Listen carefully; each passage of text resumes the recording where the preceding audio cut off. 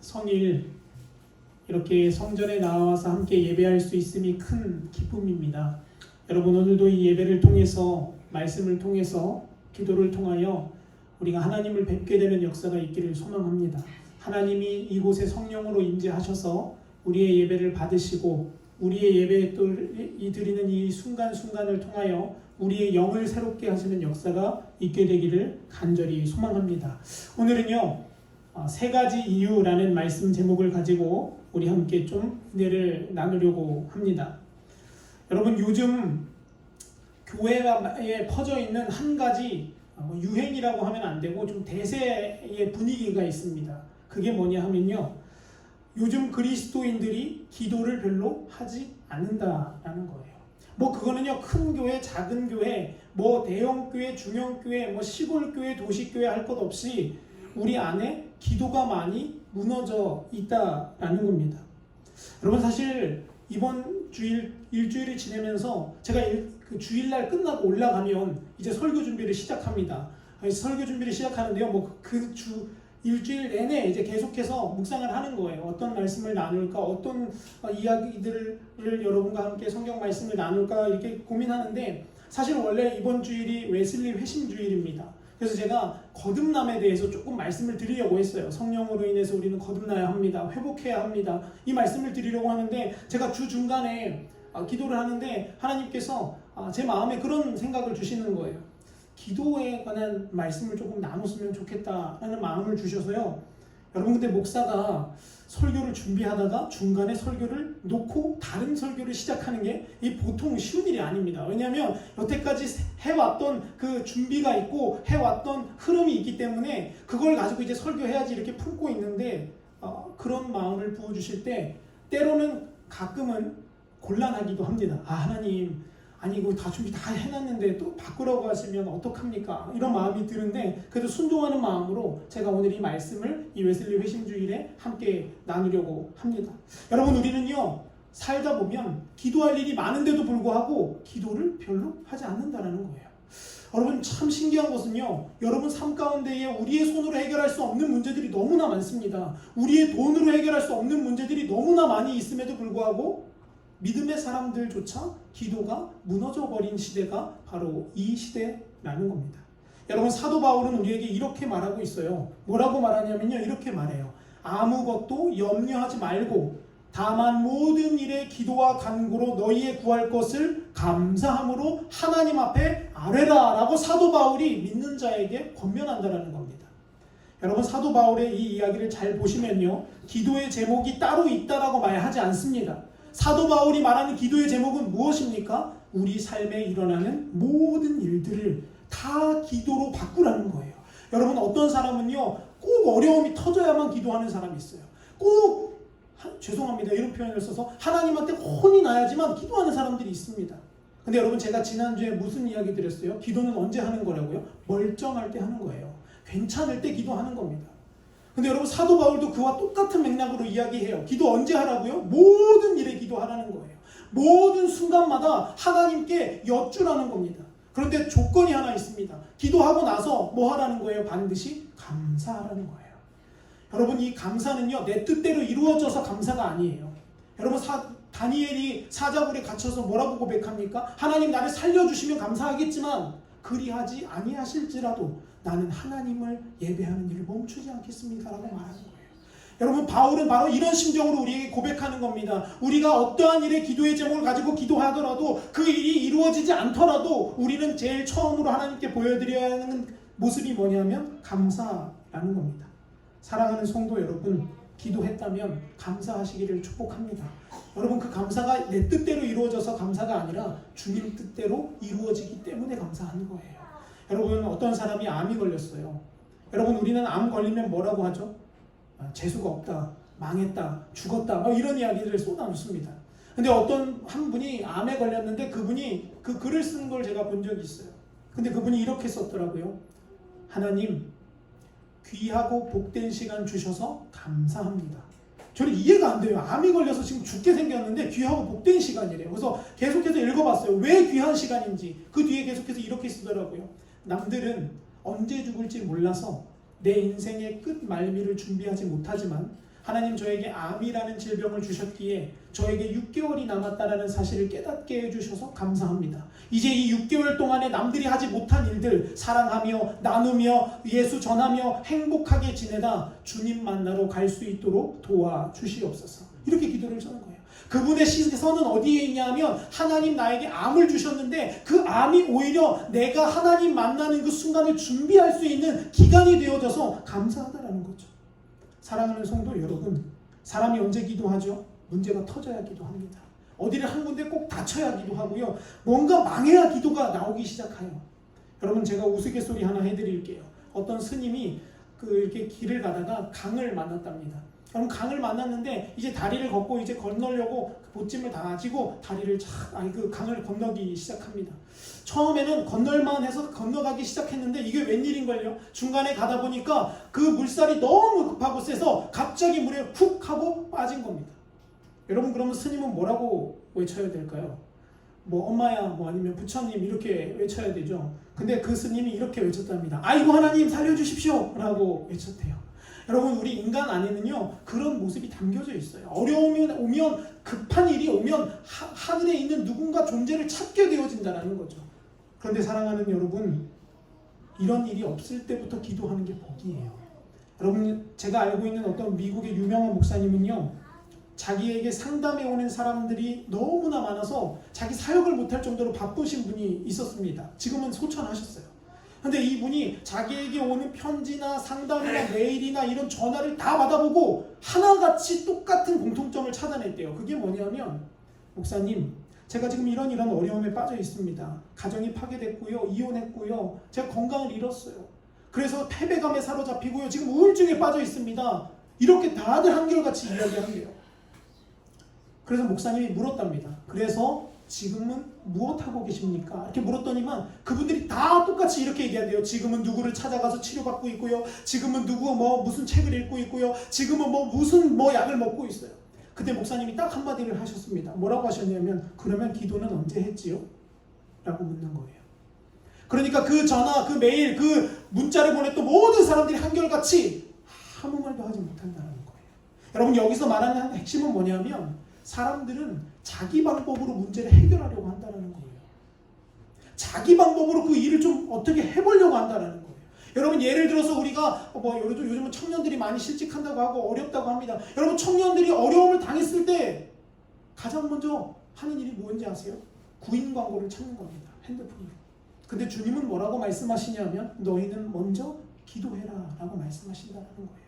성경은 우리에게 이렇게 말합니다. 그런즉 너희는 먼저 그의 나라와 그의 의를 구하라 라고 말해요. 여러분 하나님이 말씀하신 이 말씀을 영어 성경으로 보면요 너희는 가장 처음으로 모든 것을 제외하고 가장 그 우선순위에 뭐를 두라는 거예요? 기도를 두라라는 겁니다. 그러면 하나님이 너희의 필요를 채우실 것이다 라는 거죠. 여러분 성경에서 수많은 하나님의 기도의 약속들이 있다는 것을 우리는 깨달아야 합니다. 그 응답의 말씀들이 우리에게 있다는 것을 깨달아야 합니다. 그래서 기도할 때에는 어떻게 기도하냐? 그 말씀을 붙들고 기도하는 거예요. 여러분 저는요 기도할 줄 몰랐을 때 어떻게 기도했냐면 그냥 하고 싶은 말 했어요. 여러분도 혹시 그런 분 계시지 않으십니까? 내가 그냥 이루고 싶은 소원 쭉 이야기하는 거예요. 1번부터 50번까지 쫙 써놓고서 하나 둘 셋 넷 다섯 오늘 5개 했으면 못했으면 내일 또 6번부터 하는 겁니다. 그리고 나서 이렇게 이야기합니다. 아니 하나님 기도했는데 왜 응답이 없죠? 여러분 근데 제가 기도하는 방법을 깨닫고 나니까요 수많은 믿음의 사람들의 기도를 보니까요 그들은 어떻게 기도했냐면 하나님의 말씀을 붙잡고 기도하더라고요. 여러분 하나님의 약속의 말씀을 붙잡고 기도하는 사람이 응답을 받게 되는 거예요. 여러분 제가 그 몇 가지 구절을 제가 여러분에게 보여드리겠습니다. 시편 34편 15절은 이렇게 기록합니다. 여호와의 눈은 의인을 향하시고 그의 귀는 어디에 귀를 기울이신대요? 부르짖음에 귀를 기울이신다. 야, 여러분 제가 이 말씀 듣고 얼마나 속이 답답한지요. 여러분 근데 요즘 부르짖는 사람이 있어요? 없어요? 없어요. 여러분 대형 교회들 부르짖지 않습니다. 특정 교회라고 제가 일컫지는 않겠습니다. 근데 어떤 교회는요 제 친구 목사가 거기서 부목사 사역을 했는데요 그 교회에서는 통성 기도하면 제명당한대요. 감리교회예요. 감리교. 통성 기도하면 그 다음 주부터 전화 가서 그 교구 목사님이 전화 가가지고 때르랭 권사님 지난주에 기도하시는 건 좋은데 너무 소리가 커서 다른 성도에게 피해가 됐습니다. 이렇게 얘기를 한다라는 거예요. 여러분, 근데 성경은 우리에게 뭐라고 말합니까? 부르짖으라라고 말해요.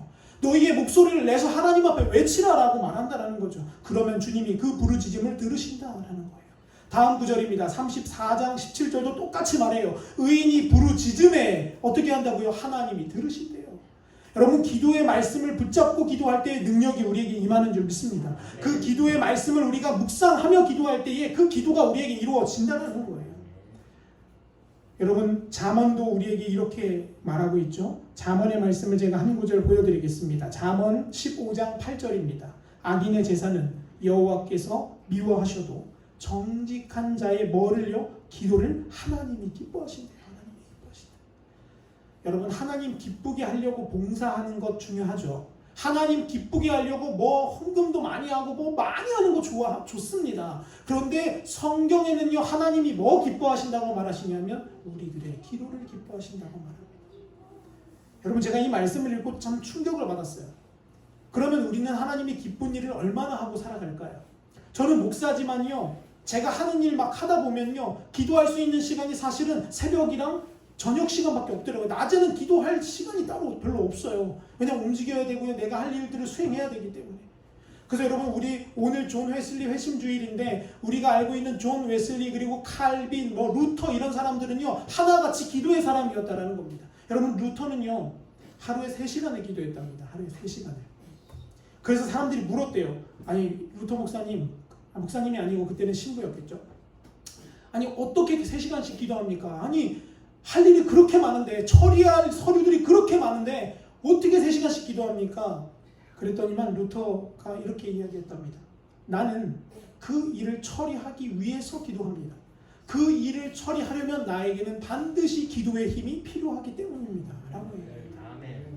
여러분, 얼마나 멋있는 말이에요. 그래서 그분은요, 어떻게 했다고 했더니만 시간을 똑같이 24시간이잖아요. 저도 24시간, 여러분도 24시간. 그러면 여러분, 기도하려면 뭐를 줄이면 될까요? 뭐를 줄이면 되냐면 내 시간을 줄이면 돼요. 내 TV 보는 시간 줄여야 되고요. 내 잠자는 시간 줄이면 되는 거예요. 내가 할 일 다 하고 나서 기도하려니까 못하는 거예요. 그래서 루터는요, 새벽 3시에 일어났답니다. 새벽 3시에 일어나서 씻고 준비하고 그 기도의 자리로 가서 4시부터 기도하면 아침 7시까지 기도하는 거예요. 물론 그 기도가 항상 똑같지는 않았겠죠. 때로는 졸 수도 있고요. 사람이니까 때로는 힘겨울 수도 있지만 그 3시간의 기도의 시간을 날마다 채우며 하나님 앞에 나아갔을 때 하나님은 루터를 사용하셔서 교회를 뒤바꾸셨습니다. 천주교를 뒤엎으셨고요. 기독교를 세우셨어요. 여러분, 이 놀라운 일들을 감당한 사람은 누구였냐면 기도의 사람들이었다라는 거죠. 여러분, 다윗은요, 왕이었지만 기도했어요. 여러분, 제가 다윗 이야기하면 저도 그렇고 여러분도 그렇고 참 부끄러운 일밖에 떠오르지 않습니다. 여러분, 다윗이 얼마나 바빴겠습니까? 다윗은 왕이에요. 서류 처리해야 될 게 수백 장, 수만 장이었을 거예요. 근데 다윗은 매일매일 자신의 시에서 뭐라고 고백하냐면 내가 여호와께 기도하였더니, 내가 하나님께 부르짖었더니 라는 거예요. 다윗은 먼저 기도했던 사람이라는 겁니다. 제가 그 고백을 담은 시 구절을 하나 가져왔어요. 한번 읽어보실까요? 같이 한번 읽겠습니다. 시작. 여호와께서 빈궁한 자의 기도를 돌아보시며 그들의 기도를 멸시하지 아니하셨도다 라고 합니다. 여기서 빈궁한 자를 누구를 의미하냐면 다윗 자기 자신을 의미하는 거예요. 내 영혼이 굶주리고 내 영혼이 목마르고 내 영혼이 너무나도 빈약할 때에 하나님이 내 기도를 들어주셨다라는 거죠. 사랑하는 성도 여러분, 저와 여러분은요, 우리 스스로, 우리 힘대로, 우리 경험대로 사는 자가 아니라 기도의 힘으로 사는 자가 되시기를 간절히 축원합니다. 여러분, 이거는 형식적인 이야기가 아니라 내가 반드시 기도해야 되기 때문에 그렇습니다. 그런데 여러분, 제가 아까 초두에 말씀드렸죠. 근데 한국교회 요즘 기도하지 않는다고요. 그러면 여러분, 제가 오늘 왜 그리스도인들이 기도하지 않는지 3가지를 좀 나누려고 합니다. 여러분, 왜 우리 기도하기 힘들까요? 왜 우리 대체 기도 못하는 걸까요? 여러분, 이유는요, 아주 간단합니다. 첫 번째 이유는요, 바로 이거예요. 뭐라고 적혀져 있죠? 우선순위가 뒤바뀌었기 때문에 그래요. 여러분, 우선순위라는 건 뭐냐면요, 우리가 가장 중요하게 생각하는 것들을 순위로 매기는 걸 말하는 겁니다. 여러분의 우선순위는 어디에 있습니까? 여러분이 가장 최우선에 관심을 두고 있는 것이 무엇입니까? 제가 어떤 분에게 이런 질문을 드리면 그분은 이렇게 말합니다. 목사님, 저도 제가 뭘 중요하게 생각하며 사는지 잘 모르겠어요. 그럼 제가 그것을 알 수 있는 아주 명료한 해답을 알려드릴게요. 여러분, 내가 무엇을 중요하게 생각하며 사는지를 알 수 있는 방법은 뭐냐 하면 내 돈과 내 시간이 지금 어디에 쓰여지고 있는가를 보면 됩니다. 여러분, 내 돈이 지금 어디에 많이 흘러가고 있습니까? 내 시간이 지금 어디에 많이 쓰여지고 있습니까? 그걸 보면 내가 우선순위로 두는 것이 무엇인지를 보게 됩니다. 옷을 좋아하는 사람은요, 내 돈과 시간을 어디에 쓸까요? 옷 사는 데 쓰는 거예요. 여러분, 자동차를 좋아하는 사람은요, 내 시간과 내 돈을 어디에 투자합니까? 자동차에 투자하게 되어져 있습니다. 그렇다면 하나님 앞에 기도하는 사람은요, 내 돈과 시간을 어디에 투자할까요? 기도하는 데 투자하게 되어져 있다라는 거예요. 근데 여러분, 믿는 사람들한테 기도하라라고 이렇게 외치면요, 많은 사람들이 이렇게 대답합니다. 목사님, 나중에 할게요. 목사님, 조금 이따 할게요. 근데 여러분, 성경은 우리에게 뭐라고 말하냐면 이렇게 말해요. 오늘 밤 내가 너의 영혼을 거두어가면 네 집에 있는 그 모든 것들은 다 누구의 것이 되겠느냐라고 묻는다라는 거죠. 내일 할게요. 아니, 이제부터 할게요. 아니, 그게 아니라 지금 하기 시작해야 되는 겁니다. 여러분, 기도는요, 언제 하냐 하면 기도 시간에 하는 게 아니라 지금 하는 거예요. 저는요, 늘 그걸 제 마음속에 되뇌입니다. 아, 목사 기도하자. 근데 언제 기도할까? 지금이에요. 여러분, 기도 언제 하는 거냐면 바로 지금 하는 거예요. 여러분, 슈퍼마켓에서 기도할 수 있습니까? 없습니까? 할 수 있습니다. 여러분, 제가 저는 주로 책을 사는 걸 좋아합니다. 책을 사는 걸 좋아해서 여윳돈이 생기면 책을 좀 사려고 하는 편입니다. 근데 제가 책을 좋아하다 보니까 제가 다른 사람에게 선물할 때도 뭐를 선물하냐면 책을 선물합니다. 근데 다른 사람들은 저를 어떻게 쳐다보냐면 별로 좋게 쳐다보지 않습니다. 먹을 거라도 좀 사주든가 아니면 뭐 좀 좋은 걸 줘야지, 이 종이 쪼가리 이거 딱딱해서 읽기도 싫은 거 왜 주냐고 표정에서 그렇게 이야기합니다. 그런데 여러분, 저는 나름의 열심히 고민해서 사거든요. 제가 서점에 들어가면 저는 꼭 하는 일이 있어요. 그게 뭐냐면 서점 문을 들어서면서 이렇게 하나님 앞에 기도합니다. 하나님, 저기 많은 저 수많은 권의 책이 있습니다. 그런데 오늘 제가 골라야 할 책을 주님 고를 수 있는 안목을 저에게 허락해 주십시오. 그래서 제가 그 책을 고르고 그 책을 저 상대방에게 선물했을 때에 그 상대방의 삶과 인생을 뒤바꿀 수 있는 만한 책이 제 손에 골라질 수 있도록 도와주십시오라고 기도하고 그 일을 합니다. 여러분, 그런데요, 참 놀라운 일은요, 저도 사람이다 보니까 때로 서점 갈 때 깜빡할 때가 있어요. 그냥 가고 막 책을 막 고를 때가 있거든요. 근데 기도할 때와 기도하지 않을 때 역사는 다르더라고요. 여러분, 제가 예전에 대학교 다닐 때 저랑 가깝게 지내는 친구가 우울증에 걸려 있었습니다. 이 친구는요, 막 손목도 굽고요, 집에 혼자 있으면 막 벽에다 머리도 박고요, 막 이러는 친구였어요. 근데 이 친구가 제가 보기에는 딱 보니까 악한 영에 괴롭힘을 당하는 거였어요. 그래서 제가 기도하면서 하나님, 이 친구한테 책을 좀 하나 선물하고 싶은데 뭘 선물할까요? 근데 여러분, 하나님은 참 직설적인 분이시더라고요. 무슨 책을 딱 집게 하시냐면 귀신으로부터 자유한 삶, 이게 딱 집어넣은 거예요. 그래서 야, 이걸 선물하기가 참 어려운 거예요. 여러분, 선물이야 하고 딱 줬는데 책 제목이 귀신으로부터 자유한 삶. 그럼 여러분 어떻게 생각하시고 무슨 이런 책을 나한테 주는 거야? 근데 여러분, 하나님이 하시는 일은 완전하십니다. 기도하고 한 일은 완벽하더라고요. 아멘. 그 친구가 그 책을 읽다가 여러분 놀라지 마세요. 귀신이 떠났어요. 아멘. 그리고 우울증에서 벗어나서 지금은요, 필리핀에 가서 선교사를 하고 있습니다. 아멘. 여러분, 제가 한 게 아니라 하나님이 그 일을 행하시더라고요. 근데 하나님은요, 그 일을 행하시기 전에 뭐를 먼저 시키시냐면 기도하게 하신다는 거예요. 사랑하는 성도 여러분, 그런데 우리는요, 우선순위가 뒤바뀌어서 기도하지 않습니다. 세차하고 집 청소하고 친구를 만나고 자녀들을 기르고 외식하고 쇼핑하고 스포츠 보는 때는 시간이 있지만 막상 기도하자라고 말하면 기도할 시간은 없다라고 말하는 게 바로 우리들의 삶입니다. 여러분, 이거 괜찮지 않은 겁니다. 굉장히 위험한 겁니다. 노아의 시대를 보세요. 여러분, 성경은 노아의 시대에 뭐라고 설명하냐면 그들이 사고 팔고 시집가고 장가가고 먹고 마시고 땅을 사는 것에 심취해서 하나님의 심판의 메시지를 듣지 못했다라고 말하는 겁니다. 여러분, 교회 안에 들어와서 이 똑같은 설교를 듣고 있어도 내 마음이 사고 팔고 먹고 마시고 즐기는 것에 고정되어 있다면 하나님의 심판의 메시지는 결코 우리의 귀에 들리지 않을 겁니다. 오히려 우리는 깊은 잠에 빠져들게 되는 거죠. 신약 성경에서 예수님도 우리에게 이렇게 권면하십니다. 누가복음 8장 14절에서 예수님은 우리에게 이렇게 말씀하십니다. 같이 한번 읽어보겠습니다. 시작. 가시떨기에 떨어졌다는 것은 말씀을 들은 자이나 지내는 중 이생의 염려와 재물과 향락의 기운이 막혀 온전히 결실하지 못하는 자라라는 거예요. 하나님 말씀 듣기는 들었습니다. 그리고 열매에서 씨도 났습니다. 그런데 기도하지 않으니까, 내 관심이 세상 것에 가 있으니까 결국은 그 열매가 어떻게 됐다고 말하죠? 죽어버렸다라는 거예요. 여러분, 이런 신앙인들 얼마나 많은지 모릅니다. 처음에 기쁘게 시작합니다. 예수 믿어서 죄의 자유를 얻어서 룰루랄라 기쁘게 신앙생활하다가 이제 세례받고 성도되고 집사되고 권사되고 이렇게 점점 올라가면서 뜨거움이 식어지는 거예요. 왜 그러냐면 저 권사가 들고 다니는 저 백, 저 집사가 타고 다니는 저 차, 내 차보다 좋거든요. 내 백보다 더 좋으니까 나 이제 열심히 일해서 저거 사야지. 나 이제 열심히 일해서 우리 자녀도 저거 사줘야지 하는 그런 마음만 가지고 살다 보니 귀가 어두워지고 눈이 어두워지고 열매가 죽어진다라고 제 말이 아니라 예수님의 말씀이에요. 사랑하는 성도 여러분, 여러분의 삶의 우선순위를 뒤바꾸시는 역사가 있기를 축복합니다. 여러분, 목사님 나중에 기도할게요가 아니라 지금 기도하는 거예요. 이 시간부터 이제 기도하기를 결단하는 거예요. 근데 여러분, 기도는요 그냥 되는 거 아닙니다. 어떤 분은요 이래요. 목사님, 하나님이 기도를 시켜주셔야 하지요.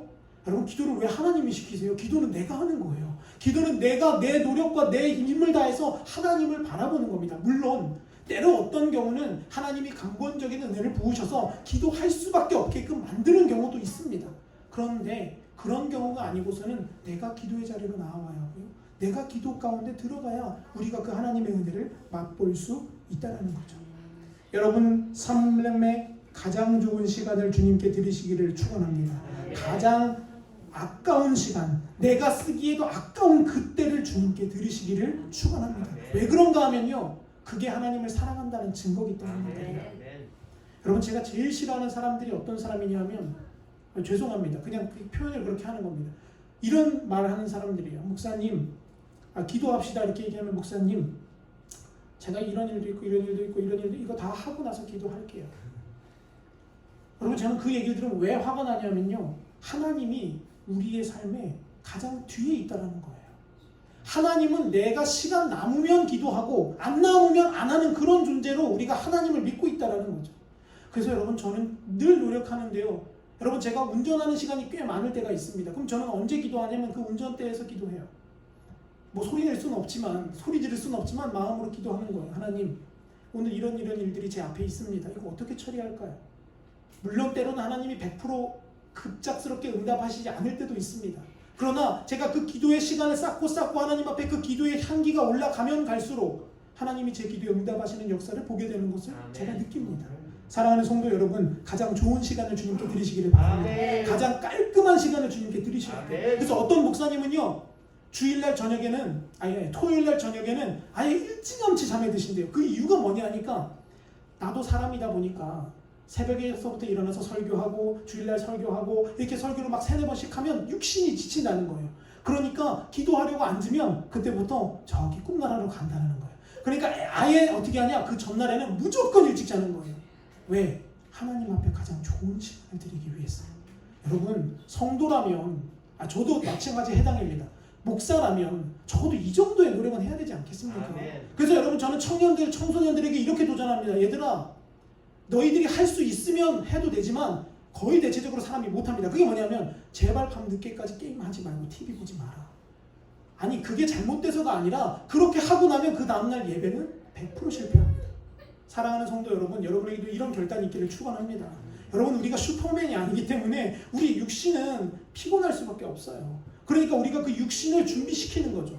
가장 좋은 것으로 하나님께 드리기 위해서요. 그러면 여러분에게 하나님이 가장 좋은 것으로 갚는 역사가 있게 될 줄 믿습니다. 두 번째입니다. 우리는 왜 기도하지 않을까요? 두 번째 이유는 바로 이거예요. 함께 읽어보겠습니다. 시작. 기도 없이도 잘 살아가는 방법을 터득했기 때문이다 라는 거예요. 여러분, 많은 예수님 믿는 사람들이 생각하기를 교회 출석 잘하고 찬양 잘 부르고 설교 잘 듣고 봉사 잘하면 하나님이 기뻐하실 거라고 생각합니다. 근데 제가 아까 잠언의 말씀을 읽어드렸을 때 하나님은 뭐를 기뻐하신다고 했어요? 기도하는 것을 기뻐하신다고 했어요. 여러분, 미국에 있는 한 성도님의 간증을 제가 하나 이야기 드릴게요. 50년간 성실하게 교회 생활을 한 권사님이 계셨어요. 미국에 사는 사람이에요. 이 사람은요, 얼마나 열심으로 사냐면 하나님의 말씀대로 살려고 가족들과 시간을 오래 보내고요. 심지어 영적인 대화들도 합니다. 여러분, 그냥 세상 대화가 아니라 영적인 대화를 서로 나누는 거예요, 가족들과. 그리고 가족들과 함께 TV에 앉아서 좋은 프로그램도 같이 나누면서 봅니다. 그렇게 50년 동안의 신앙생활을 했습니다. 그런데 이분이 어느 날 하나님 앞에, 꿈속에서 하나님 앞에 서는 역사를 경험합니다. 그래서 하나님 앞에 자랑하는 겁니다. 하나님, 저는 50년 동안 하나님 말씀대로 살려고 가족과 시간을 보냈고 하나님 말씀대로 노력하고 하나님 그 모임에 한 번도 빠지지 않았고 날마다 그 모임에 봉사했습니다. 그때 하나님이 이렇게 말씀하시더래요. 그런데 나는 너를 단 한 번도 기도의 자리에서 본 적이 없구나 라고 말씀하시더래요. 난 네가 그 많은 일들을 하는 거 별로 중요하지 않다. 난 네가 좋은 집에서 살았던 거 별로 관심 없다. 나는 네가 그 땅에서 나와 교제했던 그 시간들에 관심이 있다라고 말씀하시더래요. 여러분, 이 권사님이 그 꿈에서 깨어나서 충격을 받고 그때부터 기도하기 시작하는 거예요. 50살에 그 꿈을 꾸고 70살 돌아가시는 날까지 매일매일 자신의 방에서, 집에서, 골방에서 기도처를 만들어 놓고 그곳에서 기도하기 시작하는 겁니다.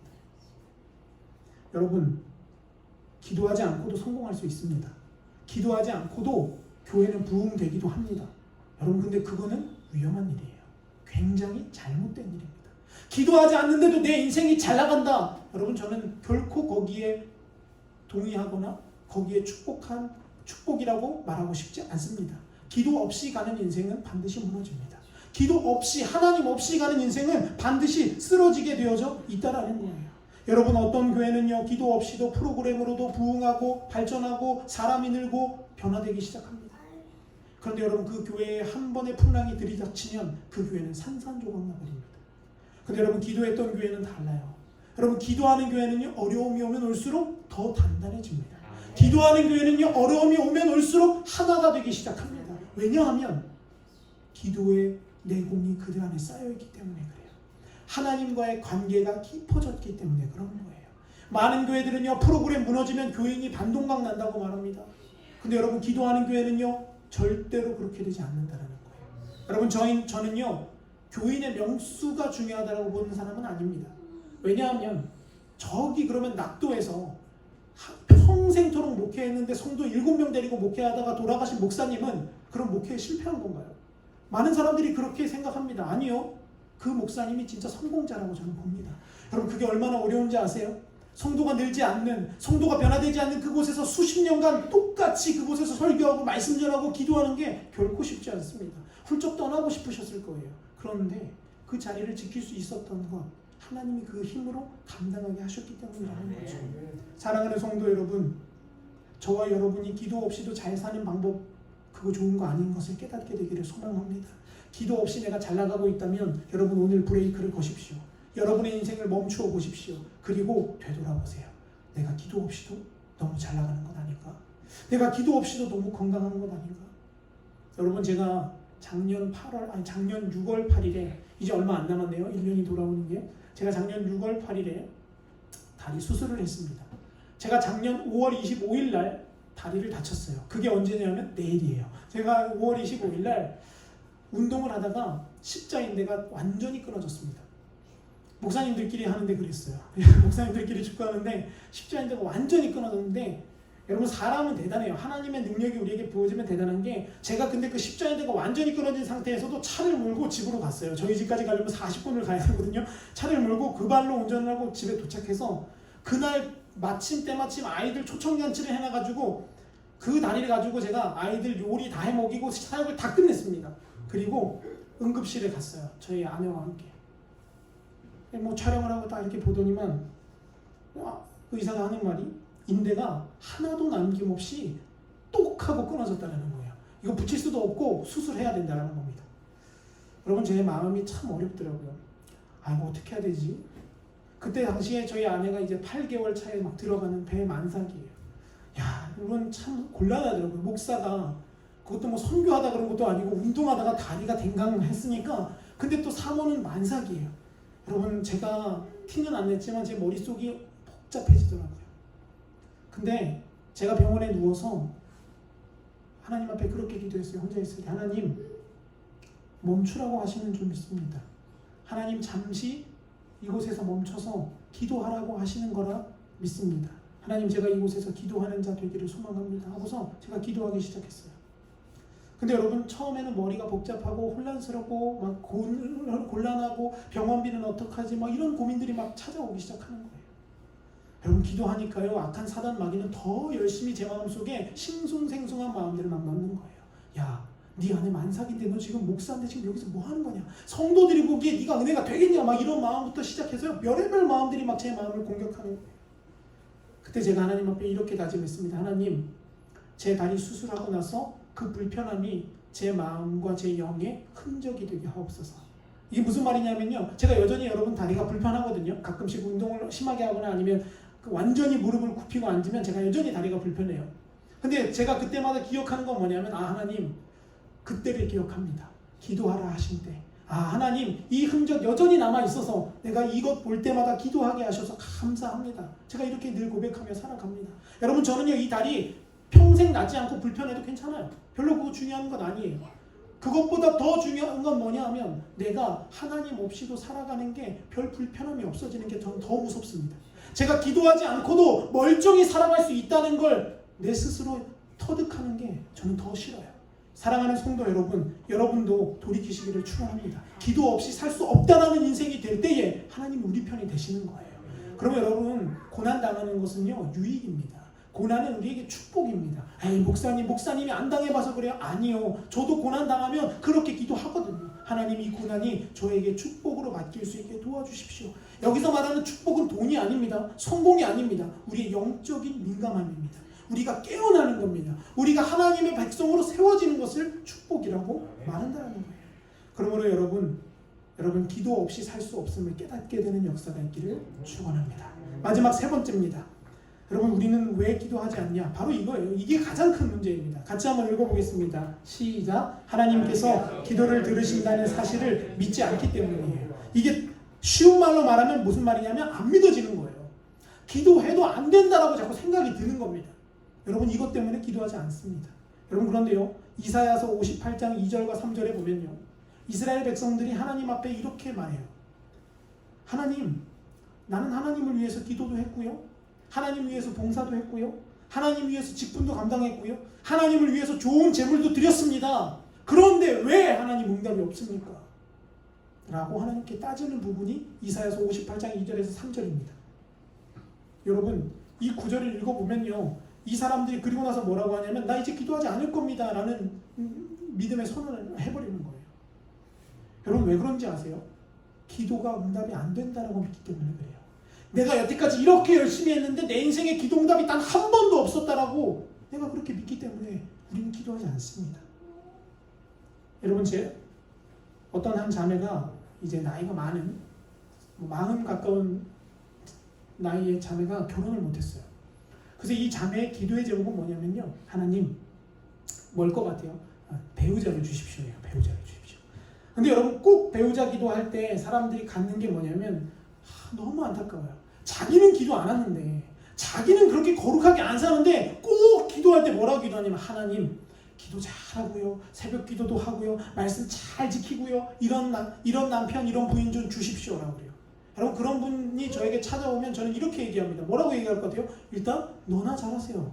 일단 당신이 잘하고 나서 그런 사람을 찾지, 그런 사람 찾아본들 결혼한들 행복하겠습니까? 아니요.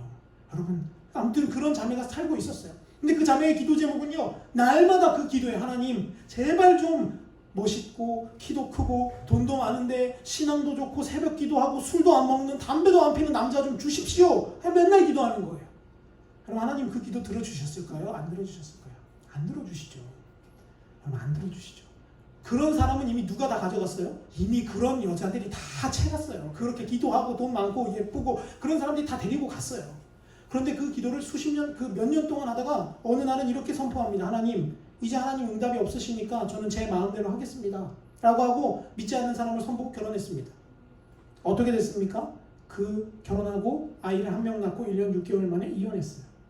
그래서 이혼 가정이 되고 아이의 양육권을 가지고 싸우는 그런 가정이 되어버렸습니다. 여러분, 제가 이 이야기를 왜 드리냐면요, 기도의 응답이 안 된다라고 우리가 믿는 그 순간부터 기도는 끝나는 거예요.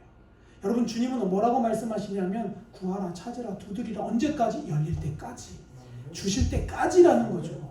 여러분, 그러니까요, 기도의 응답은 언제까지, 우리 기도 언제까지 하는 거예요? 될 때까지 하는 거예요. 하다가 그만두는 게 아니라요. 그리고 또 기도에서 중요한 건 뭐냐면요, 내 욕심대로 구하면 안 된다는 거예요. 여러분, 야고보서 4장 3절은 우리에게 이렇게 고백하죠. 구하여도 받지 못함은 왜 그렇다고요? 정욕을 쓰려고 잘못 구하기 때문이다 라는 겁니다. 사랑하는 성도 여러분, 하나님은 반드시 기도에 응답하시는 분이십니다. 하나님은 우리의 삶에 기도의 흔적이 남아있다면 그 흔적을 반드시 기억하시고 그 기도에 반드시 응답하시는 분이에요. 여러분, 조지 밀러라는 기도에 5만 번의 응답을 받은 목사님 이야기 다들 잘 아실 겁니다. 이 목사님, 여러분, 기도 응답 다 받고 죽었나요? 아니요, 못 받고 죽었어요. 하나 못 받고 죽었습니다. 그게 뭐냐면 그 목사님의 친구를 구원하는 거였는데 그 친구는 40년 50년 가까이 아무리 전도를 해도 안 믿는 거예요. 그 조지 밀러 목사님이 먼저 돌아가시고 나서 몇 년 후에 그 친구가 예수를 믿게 되었습니다. 이유는 뭐였냐면 조지 밀러를 보니까, 조지 밀러의 삶을 내가 알아보니까, 그리고 그 사람의 인생을 보고 내가 그가 날 위해 기도했다는 걸 깨닫고 나니까 예수가 진짜더라는 거예요. 아, 내가 진짜 신앙을, 그 조지 밀러의 기도가 내가 마지막 응답이구나라고 깨닫고 회심하고 하나님께로 돌아왔습니다. 여러분, 기도는 반드시 응답됩니다. 그런데 우리가 생각을 바꿔야 되는 거예요. 우리는 무슨 생각을 갖고 사냐면 언제 응답해 주시기를 바래요? 나 때 제발 하나님 당장 며칠 만에 좀, 이렇게 기도합니다. 근데 여러분, 주님은요 하나님의 때에 응답하시는 거예요. 그러므로 여러분, 기도를 끊이지 않고 포기하지 않고 계속적으로 해나가는 저와 여러분이 되시기를 간절히 축원합니다. 말씀을 정리합니다. 여러분, 기도하지 않는 더럽고 추악한 불법한 삶을 청산하시기를 축원합니다. 기도 없이도 잘 나가는 삶이 잘 되는 게 아니라고 여러분의 자녀에게도 가르치시는 저와 여러분이 되기를 축원합니다. 그래서 여러분, 이제 오늘부터 여러분 무엇을 만드셔야 되냐면 기도의 골방을 만드셔야 돼요. 여러분, 이게 무슨 말이냐면 집에 가서 도배하고 장판 다시 깔으라는 게 아니라 여러분이 기도할 수 있는 여러분만의 자리를 만드시라는 거예요. 어떤 사람은요, 제가 알고 있는 어떤 분은 공장장이에요. 공장장. 그럼 공장장이니까 야간 타임, 낮 타임 막 돌아가면서 근무를 하니까 따로 이렇게 기도할 수 있는 공간이 없어요. 근데 그분은 어디에 기도의 그 철을 잡으셨냐고 하니까, 여러분, 공장에 보면 보일러실이 따로 있습니다. 보일러를 돌리는 그 보일러실 방 한켠에 아주 조그만 방에 기도의 방을 만들어 놓으신 거예요. 뭐 아무도 안 오죠. 왜냐하면 그 보일러실 그 작은 귀퉁이니까요. 거기서 기도하는 사람이 되어져 가는 그 모습을 제가 본 적이 있습니다. 여러분, 기도는요 아무 데서나 하는 게 아니라, 내 뜻대로 하는 게 아니라 하나님의 방법대로 하는 겁니다. 여기서 아무 데서나 하는 거는요, 장소를 의미하는 게 아니라 우리의 마음의 준비성을 의미하는 거예요. 여러분도 여러분만의 기도의 골방을 만드시기를 축원합니다. 여러분만의 기도의 자리를 만드십시오. 그래서 그 기도로 승리하는 저와 여러분이 되시기를 간절히 소망합니다. 오늘 설교 제목 3가지 이유. 이게 무슨 이유입니까? 기도하지 못하는 이유라는 거예요. 여러분의 우선순위가 뒤바뀌었다면 오늘 이 말씀을 듣고 우선순위를 바꾸십시오. 혹 여러분 기도 없이도 잘 살고 있다면 여러분 그 삶을 돌이키시기를 바라고요. 아무리 기도해도 응답 없다라고 말하는 악한 사단 마귀의 유혹이 우리에게 다가올지라도 예수의 이름으로 말씀의 진리로 대적하시는 저와 여러분이 다 되시기를 간절히 축원합니다. 함께 기도하시겠습니다.